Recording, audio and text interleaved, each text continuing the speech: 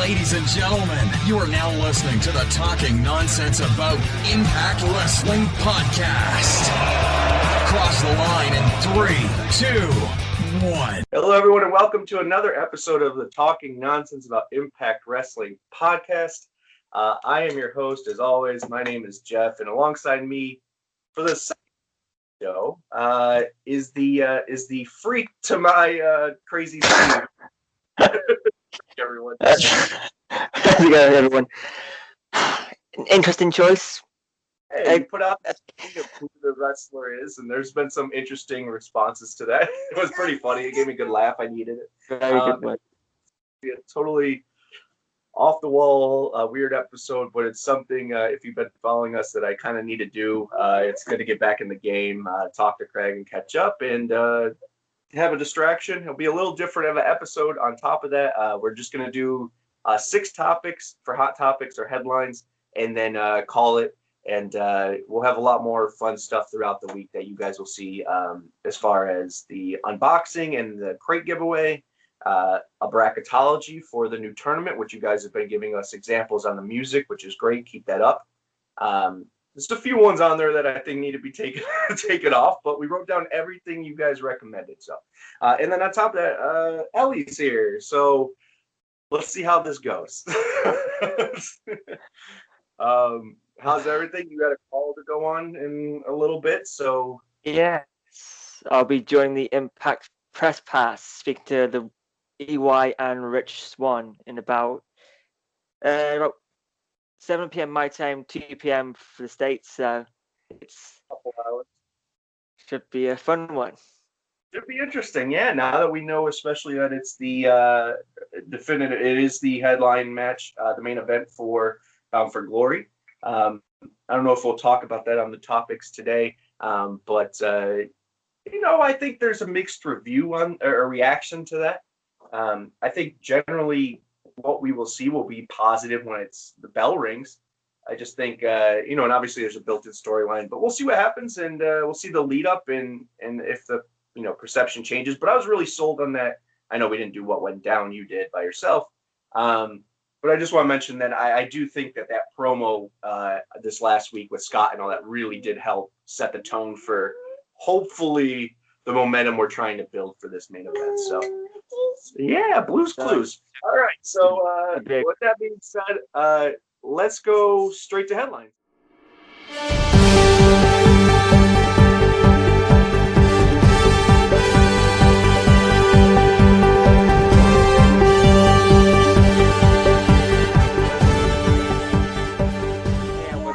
With headlines, there's been a lot of talk about Impact with certain things, and I think I've selected some interesting questions about what's been going on. So, we'll start off with one's been talked about a lot, but should the 6-sided ring return, or should it be left in the past? Yeah, I've seen this a little bit of chatter regarding this. I mean, they're never going to escape that because there's going to be people that joined their fandom of TNA or Impact at a certain time frame. So you're going to always have that great debate of should we go back, and putting the schematic of it aside, meaning how it's built, how it feels for the wrestlers and all of that. Just as a fan's point of view, I'm in the middle because it is something that resonates with me, but it also wasn't what Impact or TNA started with. It's not like that was, always a 6-sided ring. It was kind of a marketing gimmick that started, I think, 3-4 years in, if I'm not mistaken. Oh, there we go. First gaff of the evening. Good job, Ellie. But yeah, I don't know. When you joined liking Impact, here we go, fun times. It was 4 sides, right? You never seen. You're not accustomed to the 6. No, it's the 6-sided ring. What is that? The 6-sided ring. What does that mean to you? Is that just like, oh, that's cool, throwback, or is it something that's intriguing on a everyday level? Yeah, I mean, well, the first clip or bit of TNAIW I saw did feature a six-sided ring. It was on a few YouTube clips.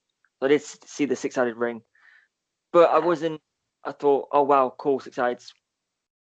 But then it's just like the more I learned about it, the more I realized the wrestlers didn't like it, and it was just at a certain point during the whole GFW invasion angle. Obviously, they had it then, Yeah. but that was I felt like they were just using that as a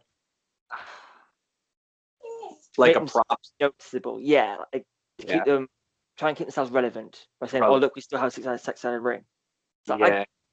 didn't particularly like it. I missed it when it went, but then I realized four sides is a lot better. Four side is a lot better. Yeah, from a stand apart thing, like I don't know if any of you have the network or watch anything WWE, but the table for three with Sting and Jeff Jarrett and AJ was very revealing in a sense. It's things we already knew as far as it hurt more. It was a marketing ploy. You have people like AJ who say, "Yeah, but it's what made us stand out right when you turn on the television," which I agree with. The problem is it when they wanted to take that next big step, when Hogan came and all that, and we learned from that obviously. But the only way we could have grown and got those free agents is I don't think a ring would make someone choose yes or no, but I think it's hard to sell someone who's a veteran that's been in not a soft ring by any means, but a four-sided ring that they're used to running and their body's used to taking bumps on for so long.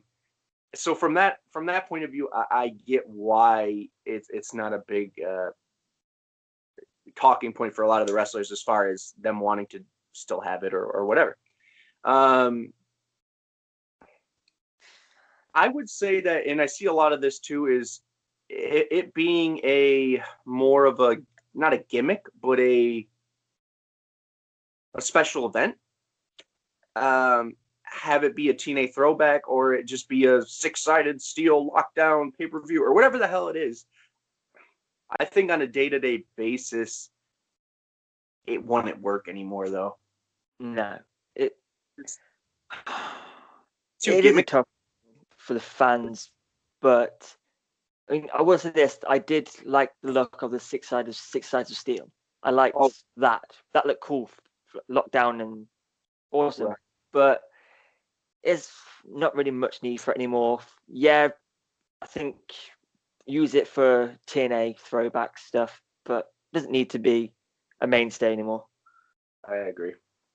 Was there something else to that as far as why you thought of that, or was it just kind of fan banter?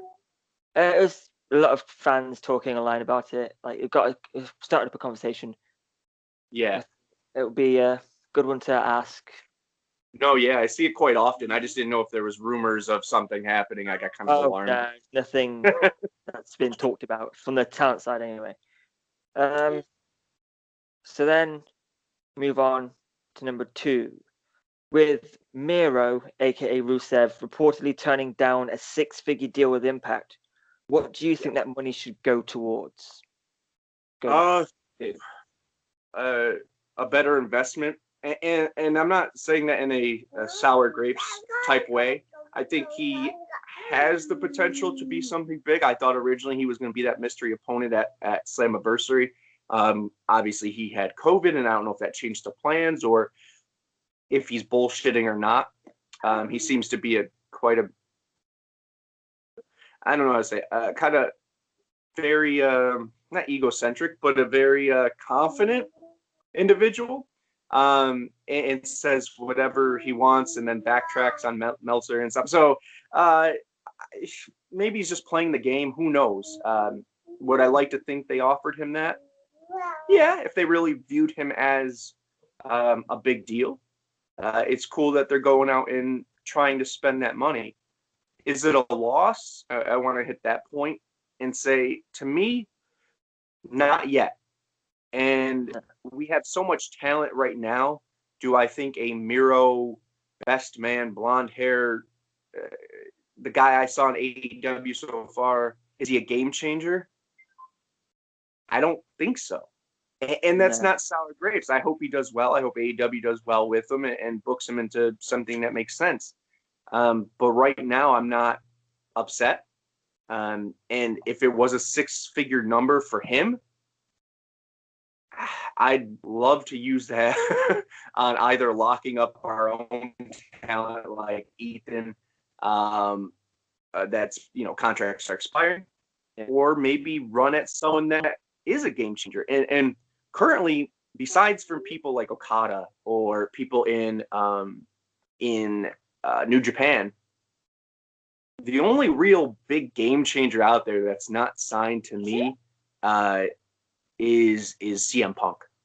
And obviously he wanted a lot of money to be part of AEW. We don't know what that number was. But if it's in the 6 figures and it's anywhere close to even double or triple what they were going to offer Miro, you offer that money.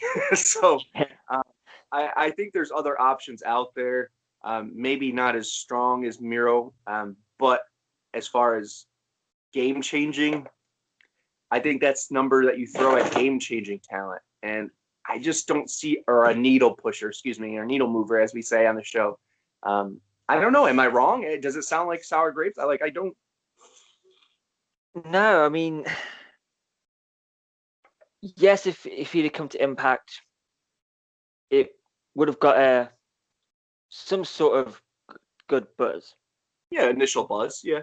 Yeah, but that would have faded because maybe it was the way he was booked elsewhere. For me, there's something missing about the Rusev character. I didn't. Maybe I could be completely wrong, or maybe I missed something. I just didn't see much like there in terms of what everyone else could see as world champion, and he is a world champion somewhere else, was going to be, but I'm not that disappointed in didn't come to Impact. I would like to see that money go towards talent who deserve it, build the brand, right, make things happen. If that Impact do have the money, yeah, but it needs to go to somewhere that helps the company. I don't think Miro helps that much. Yeah, no, I think you could spend 6 figures on a advertising campaign and get the same amount of buzz for the same amount of time as if you were to have Miro on board and take someone's spot. I think there's such a great talent roster that to give someone that kind of money to come in and take someone's spot, essentially, it just doesn't do enough value to me to make it be something that we're sad about. So yeah, as far as spending it, I think I agree with you. There's a lot of other ways that this money could go to or be used. But also, I like Rusev the brand. I think anytime you think of Rusev or Miro, you think Lana as well. So eventually, you automatically assume she's there, and she is a star. I'll be honest with that. But does he need someone to be a manager for him and a talk piece? Kind of, to me, yeah.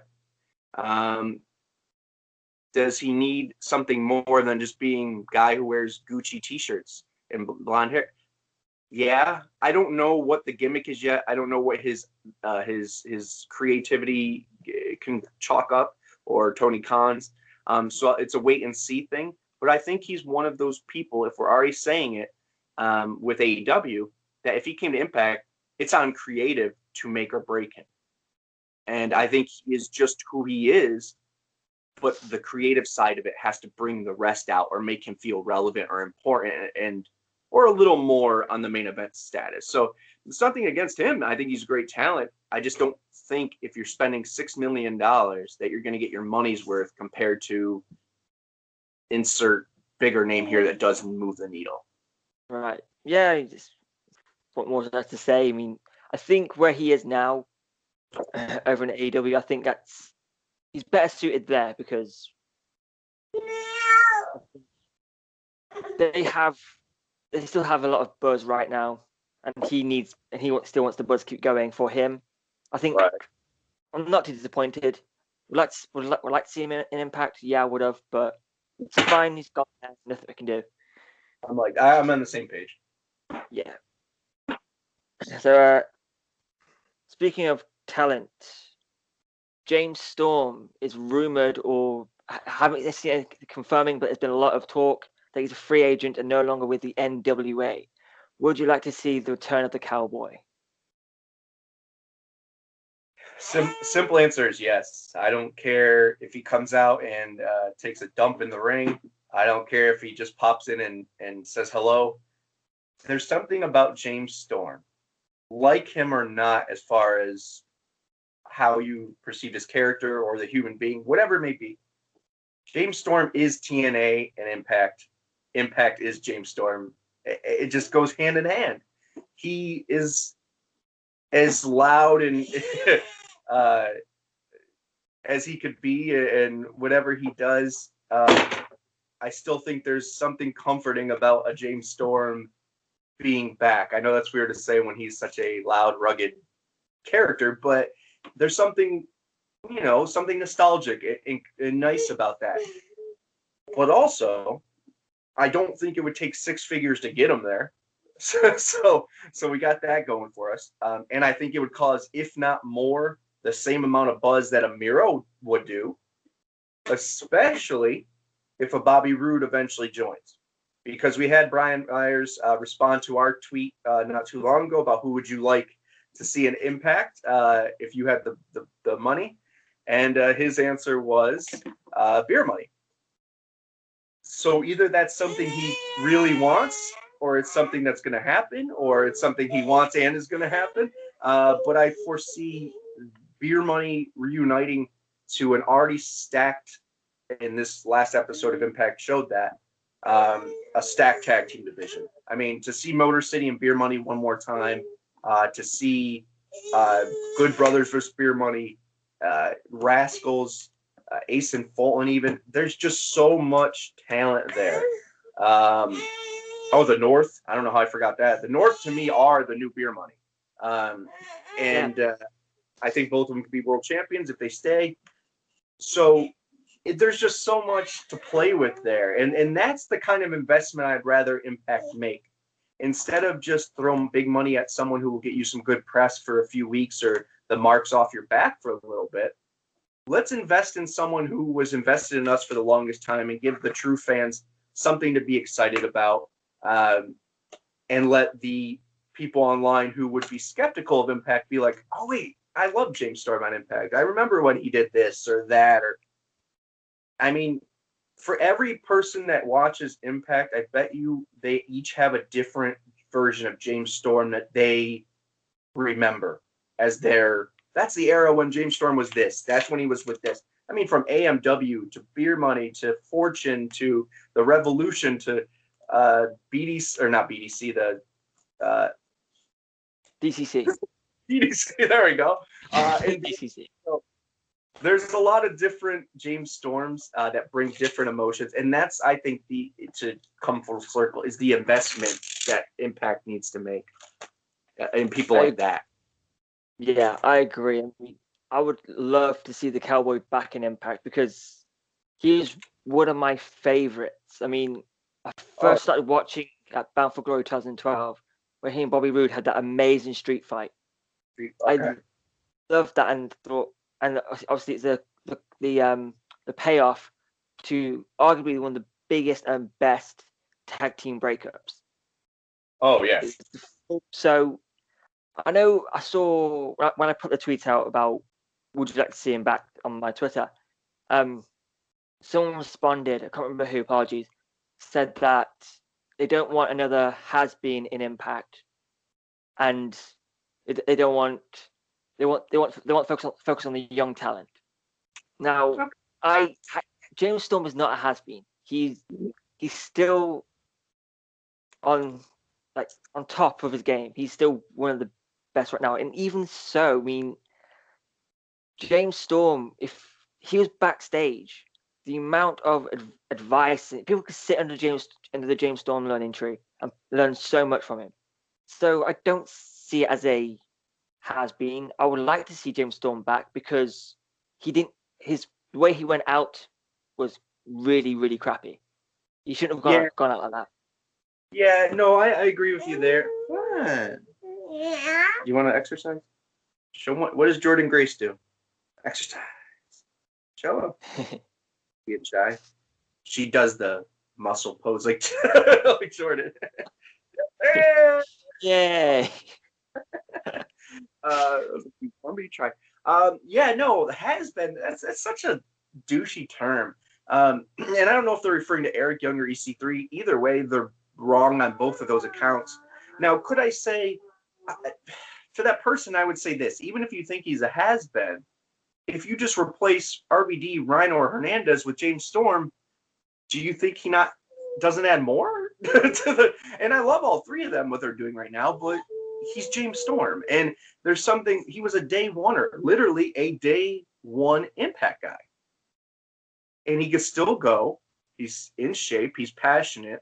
If AJ came here, would he be a has-been? He's older than James Storm, so no, I don't think that. And I agree with you. Even being backstage, I mean, look what happened with Saban. He was there. He's been producing under the radar for quite some time, and got healthy. And look what he's doing. If the Good Brothers weren't there for Slammiversary, Motor City would be the talk. EC3 was a cool get, but Motor City being back, so I think there's that healthy balance that people need to understand and find, that you could call him a has-been all you want, but unless you watch the product and see and he's using a cane or stumbling up the ring, then we could talk. But to throw out things like that, no, I don't think he's a has-been. I think he has a lot to offer. And if it's just passionate promos of how much he loves the company, I'd watch that all day. Because one thing you and I talked about, or no, actually you wrote it for Max and I to talk about, and we talked about it a little bit, about people being dedicated to the brand, to being an ambassador, to being involved. He is that. Even on the down days, he was pro Impact and pro TNA while he was there, and never said a bad word outside of it. I just don't see what the negative could be of bringing a James Storm in. No, it's the Cowboy. What more do you want? If James Storm came back, it would be a testament to how far the company has come. Mm-hmm. That he left to go to WWE, didn't work out. Look where he came back. He came back to Impact and formed Beer Money. Yeah. So he clearly loves the company, and there's a majority of the roster are having the same feels, but James Storm being back would be huge. Yeah. I love the Cowboy. Just has to be back. Yeah, I think he serves, even though Eric Young and EC3 were released, TJP even, you go back and back, these guys still, just because they were released doesn't mean they're not of value. I mean, EC3 is on top of his game. Eric Young is our world champion and doing something I never thought he could do. He's entertaining me from point A to point B. Not that he never has, but I think that has been tagline was put on him as well, and look what he's doing. So I think originally he came back to Impact for the money when it came to NXT and that, but it still says a lot that every interview he does outside of Impact, every thing someone could say about James Storm or he says about his time in wrestling, it all comes back to the brand of TNA and Impact. Yes. So why would you not want a guy who's an ambassador for the company to be part of it? I bring him back. Bring him back. Now, one thing I will mention is how cool would it be? Now, I know we haven't talked about Aces and Eights in a while, and they said it was a tease and it wasn't going to happen. But how cool would it be back to see these people backstage, just like James Storm popping in for a promo and no one knows why he's there? And you know what I mean? Like there's little things you could do like that. How crazy would it be if Aces and Eights did form before Bound for Glory, and at Bound for Glory, he's unmasked? If there was a crowd there, people would shit bricks. And I think that's the way we have to look at it. If someone unmasks and it's James Storm or it's that person that we're talking about and the reaction they would get, that's all you need to know. Because that right now, that's what wrestling companies are fighting for, is that buzz, that attention, that moment. Because there's so much going on that you need to keep having those moments. And to have someone who is probably half the price, if not less, than Rusev or Miro, I would buy 4 James Storms before I buy 1 Miro. And that's not a slight on Miro. It's just saying the company, I think, will get more out of a James Storm Beer Money reunion than it would get on anyone else just coming in, being an up-and-comer or being a grizzled vet. I don't know. Precisely. And like I said, he needs to, when he finally decides he wants to leave, he needs a better exit than what he got. Losing to Dan Lambert on a throwaway show. Horrible. That was ridiculous. Yeah, and look what Colby Covington's doing now. Dumbass. Yeah, that whole thing was garbage. And, you know, if he had left when permanently when him and Magnus had that last hurrah and they hugged in the ring, I would be okay with that. It would have been at least a better send-off than what he got. And I agree with you. And I would imagine that a Hall of Fame induction would accompany anything, him coming back with, you know, part of the deal. It has to be him getting Of course. Yeah, next up. Flex. Next up, if NXT moves to Tuesday nights, could it hurt Impact's ratings more? Well, I mean, if you go off the ratings that are shown each week, it did hurt them. It did hurt us. Do I care? No, because we're not taking into consideration. We're not taking consideration subscription numbers. We're not taking a DVR. There's so many other factors in that. Do I want them to be on Tuesday nights? No, because I like that we own the night. We are the top brand on Tuesdays. But people that say, "Oh, I would ruin it," dude, we've been through this so many times of Impact getting the shit under the stick or being the thing people attack, and this would not hurt or I'm crazy. It would not hurt or damage us in a way significant enough to hurt. Bring it on, but I'd rather them. I'm right there. I don't want to see on Tuesday nights because it would take a lot of attention away from Impact, which an Impact can't exactly, and Impact can't afford to lose much more. But I hope they don't, but it looks like they're heading that way because they're getting their ass handed to them by AEW every week. Yeah. And on Tuesday, when they went to Tuesdays, their ratings shot up. Yeah. But how long does that last for, I guess, is the question. I don't know. I think I agree there, and I didn't really think that out in the sense of social media presence. And, we're trending when other sports aren't on or politics are happening. So that's great, but NXT would definitely take away from that. Yeah, they simply destroy us. I don't want to see it happen, but... And quite honestly, I think if anyone out there is more likely to be also an Impact fan, I think it's NXT fans. Because essentially that is TNA 2004 to 6, essentially is what NXT is. Maybe a little longer. What are you doing, you crazy bitch? Yeah, fair. Not much more to say on that one. Hope it doesn't happen, but I have to wait and see. Then, nearly at the end, number 5, I believe.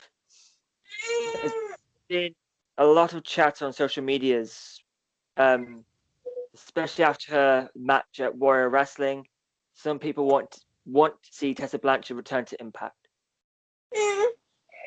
I've seen a lot of people saying that they would like to see her. Wow. Yeah, so I saw the question, obviously, when you sent it, and obviously I have a lot going on, so I really didn't really think about it or look too into it. Sorry about the camera shit. It's okay. I'm also... I didn't know there was a clamoring for her to come back. What's wrong? Okay. We're talking about Tessa. Boo, Tessa. Here's the thing. I see a lot of, and our friend there, Lucha Doncic said this. Do we think there's more to the story of her release as far as maybe it's a work and that, they gave her time off for a purpose, and they said, you know what, we could bring you back and you could be a heel and it would work and all this stuff. I don't see it, man. I don't see it. I think the non-disclosures are real. I think, her attitude and her, her in general is who she is. And I'm not going to shit on her or spend time on that, because I think deep down inside she's a decent person. I think she has a 25-year-old mouth. And I, at that age, with a 25-year-old mouth and a 25-year-old immature brain, did some stupid shit myself and said some things and didn't make the greatest decisions. So, my tag team partner is not being cooperative here. That's funny. Okay. So, yeah, do I want to see it? Okay. Do I want to see it? You know what? I would say yes. And the reason I would want to see it is because if we see it, that means it was a work, right? That it was something more to the story, that she's just playing that part and living it up. And they said, just like Brian Cage and just like Jordan Grace and all these, and Willie to an extent, all these champions that really didn't get to have a great title reign because of COVID or different circumstances, injury or whatever, let's take away the belt. Let's build her back up. Let's wait for the perfect time and go. But if the truth is that she had a better offer and she was playing us the whole time when we really invested in her, and not only our what is that called? Our reputation, backing her when the racist stuff came out, backing her when she didn't allegedly film those vignettes, or that we gave her the championship belt regardless of everything, and when no one would, WWE wouldn't sign her because of attitude.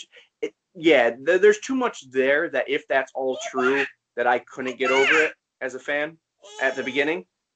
But as a fan, that they blur the lines and she comes back as a super douche heel, I'd be down for that. If there is a blurred line and she is there to, that was the intention from the get.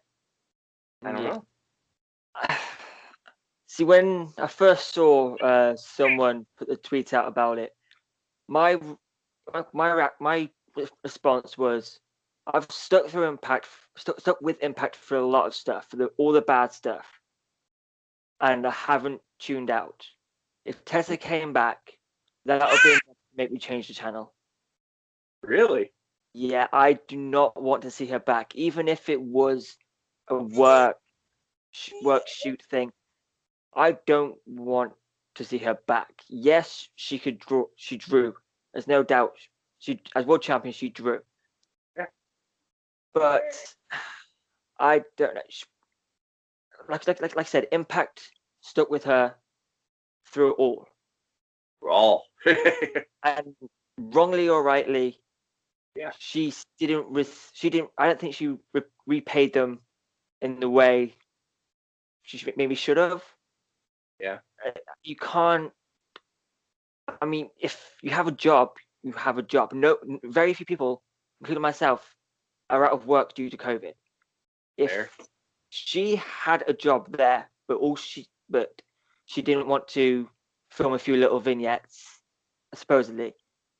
If it was just to get her out of her contract so she could go to AEW or NXT, Right. that's not the way you go about it. No, I agree. But say take away that. Say it is a work. Say the vignette thing, say the travel, say the ransom for the belt, all that's bullshit. You wouldn't want do you think her being back as a monstrous heel because of that alleged stuff that happened, even though it's not true, would you still turn the channel? Yes, yeah, wow, okay. that it just seems that's I don't like that type of booking. I don't like work shoots. It's just it feels very Russo era TNA, and Fair. I don't want them to go back to that point because it wasn't bad. No, well, it was, but the reaction to it wasn't bad because no social media wasn't really much of a thing then, if it was a thing at all. Yeah. It's like with Austin Aries. If he made it very clear to me in a DM that it was a work shoot. Oh. He was a massive dick to me in a DM. But hey ho, moving on. Funny story. But real quick, before he came to Impact the second time, so before his rise in 2009, whenever that is, I was telling my friends we went to a small show in Virginia, and Johnny is a photographer, so he takes pictures and stuff. I think he was taking pictures, but we were there, and I was telling my friend, I think James, I was like, oh man, Aries is the biggest dick. Da da da da. He's punched fans before. Nicest dude in the world when I met him. So yeah, but I could see where I believe you. I'm just saying the one time that I do first meet him, I met him a couple of times, but he was super nice. But yeah, I could see him being a dick about it. Yeah, he just said that it was very sarcastic, and so it's like yeah, but I wouldn't want to see him back, even though I know it was a work shoot, because it's just I just don't like those type of things. And with Tessa, it's proven she's a bully. Fair. So now, especially with Deonna Purrazzo backstage, I'm pretty sure Deonna spoke out about her. Oh, really? I think I read something about Deonna. Or either way, Chelsea Green, her and Deonna are best friends, so that wouldn't go down too well, I don't think.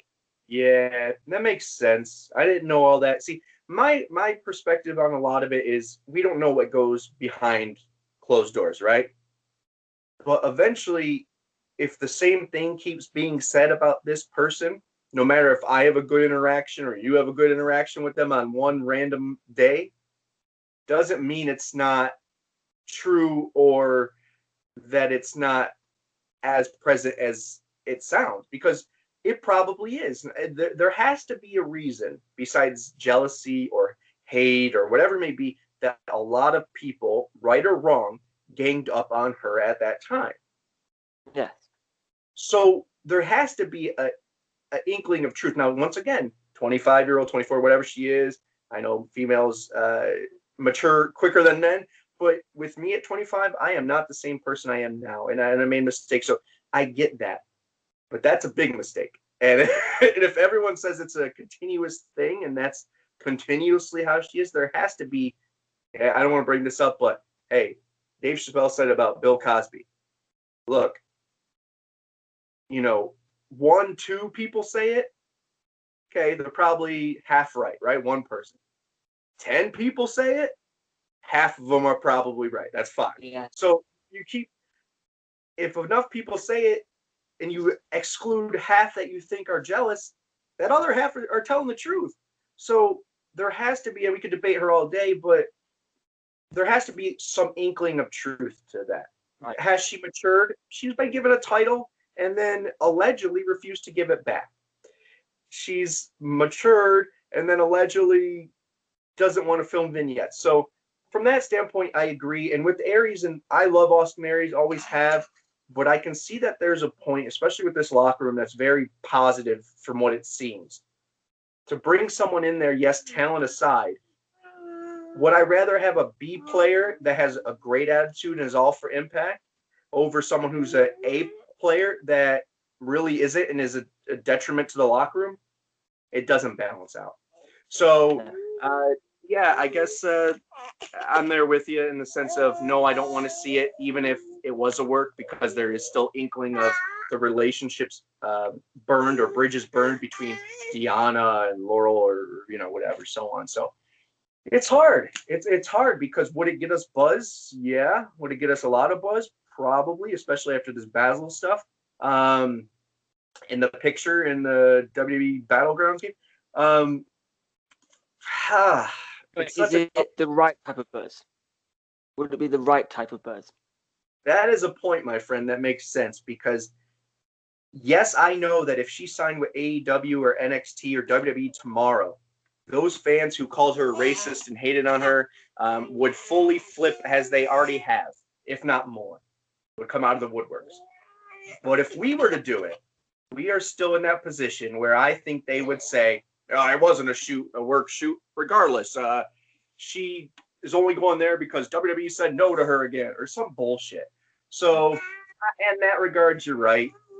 So, does the potential consequences outweigh the potential great feedback or great buzz? Let me say that. So, no, I'm there with you. You've convinced me, sir. It's time to move on. It's happened. Just move on for Impact now. Better time. Not to drag it on, but one thing I will say is, if she does come back, it's a work shoot. She's the best locker room leader we've ever had. I still don't want her in the heavyweight division. I'm over the intergender on a continuous basis, just because, as much as I don't want to admit it, I think it, not a flavor of the week, as Triple H and them had said, but I think it was a trend. It was something that works here and there, but it's not something you could do every day believably. For me, an intergender, it's a whole thing. I like it, but with Impact now, especially after the way this all went down, it's just not a good move to keep it going. I agree. So, final headline, or headlines, are you calling it? Headlines. Yeah. Let's make sure. It's been a long few days. So, final headline. Tenille reportedly has signed a contract, or is saying she's now happy with Impact and something along those lines. It's not clear what, but Tenille is happy with Impact and looking to stick around. Yeah. It's funny, the timing of this, simply because we've had a couple discussions, you and I, and now Max and I, about Tenille and her dedication to wrestling and Impact, and then obviously this comes out. Long story short with her, you don't know with her. Like I said before, as a simple American, not cultured, I don't know the temperament of a Tenille. I don't know if there's so much assuming when it comes to Tenille, not just on the fact that she is someone I don't know, that she is a wrestler, so everything's always, she's on a platform, so everything's kind of picked apart and analyzed, and every move is analyzed. I also don't know her temperament, or her as a human being, or how she thinks, or what she really. And she's good at not showing that. She just takes pictures and puts them online. So, with all that being said, to see her come out in an interview and say, "Oh yeah, I'm exclusively signed. I love it there. I'll be there until I don't love it there." It's just weird, man. It's so weird. Because then I go Yeah. to, and yeah, she's retweeting stuff. I think this is just a clear indication that us reading too much into things is more so the narrative than what is fact. And obviously, once again, we don't know her. We don't know her temperament. We don't know her as a wrestler. We don't, all these things. As a businesswoman, we don't, as an Australian who I don't know her visa situation, we don't know. And COVID happened. She got the shit out of a stick. They tried bringing her as a face. It was just a really weird time. And maybe, just maybe, and as much as we like conspiracies and to think and the news comes into play, maybe that's it. Maybe it was just an unfortunate amount of events that led her to not being able to dedicate herself to Impact. Injury and ring rust and passion and COVID and whatever else. Because now that she's there, and now that they're portraying her the way she is with Caleb with a K and all that, and now that she's coming out in interviews and saying this, I like her. And I think she adds something. She does add that star power. And our biggest complaint and our biggest talking piece was, is she invested in Impact? Well, we got our answer. The answer is yes. And does that mean different things to you and I than it does to her? Like, putting us on our Instagram, putting us on her Twitter account and her bios. Yeah, that means something different to us as a fan. But once again, we don't know her. So if she's coming out in an interview and saying I'm in with Impact, then I have to believe her at her word. Yeah, I mean, obviously, I've made my feelings very, very clear about her. Right. And it's just, also I read some of the articles. Apparently, she didn't show up to work because she was worried about the whole COVID, and she wanted to put her health first. Fair enough, completely understand that. No dispute from me. But she wasn't there before this all kicked off anyway. I think she showed up at the last set of tapings in New York just before Hard to Kill. That was the last time she was there. She teamed up with ODB and Jordan Grace. Right. And then they tied it out of her or something with the ladders and stuff. Yeah. So, I mean, if that's the case, fine. But I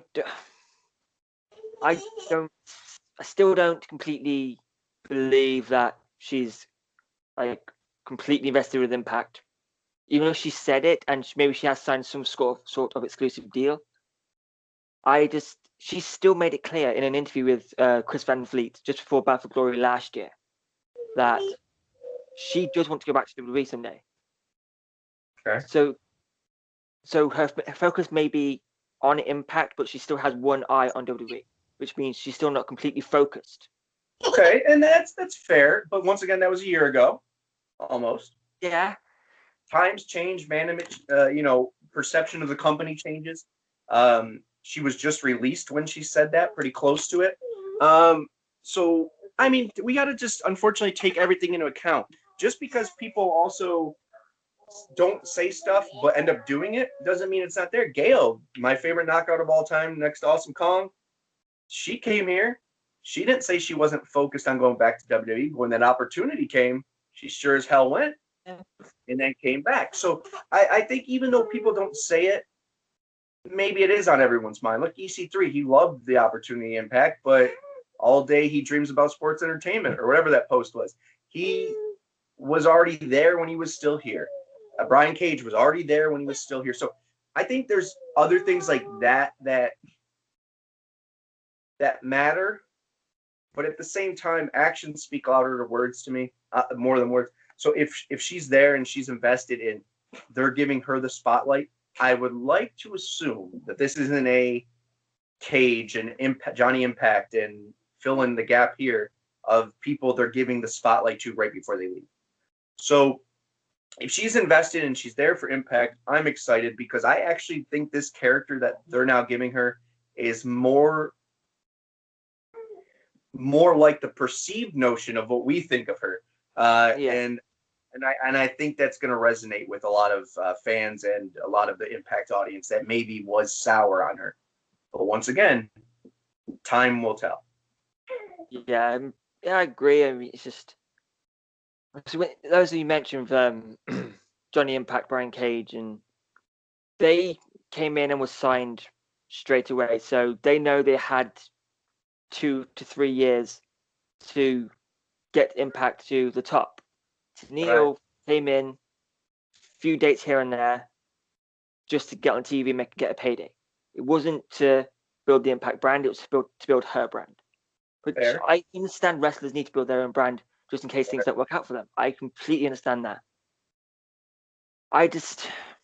Tenille, I don't get what she's about. I know where she's come from and everything she's done. Her character hasn't changed that much from when she was not bubbly Emma, but second Emma, who that glasses, small glove. Yeah, it's exactly the same person. Now, I know WWE are well known for not knowing what talent they have, but Ring of Honor didn't see anything in her. AEW didn't see too much in her. Neither did WWE or NXT. I don't know what she's got to give. But why though? That's the question. Is why? And once again, same going back to the Tessa situation and to the Tenille. We don't know her, and we only know what she puts out there or what we think she's about. But I get you. If it quacks like a duck and walks like a duck, it's a duck. But see, that's where the gray comes in, because yes, I can one topic say, okay, maybe, if it all adds up, it is one thing, but I think every case is situational and debatable. And until we get answers, we just have to watch and try to enjoy. And on my television screen right now, from her little backstage segments to her really cheesy photo shoot with Caleb, it's a character that I'm interested in investing in slightly. Yeah. Am I going to wait and totally invest? Yes, I'm going to wait and take my time and see. But as far as right now, living in the moment, she adds to the product. She is a name. People do like her. And that's the way we got to look at it.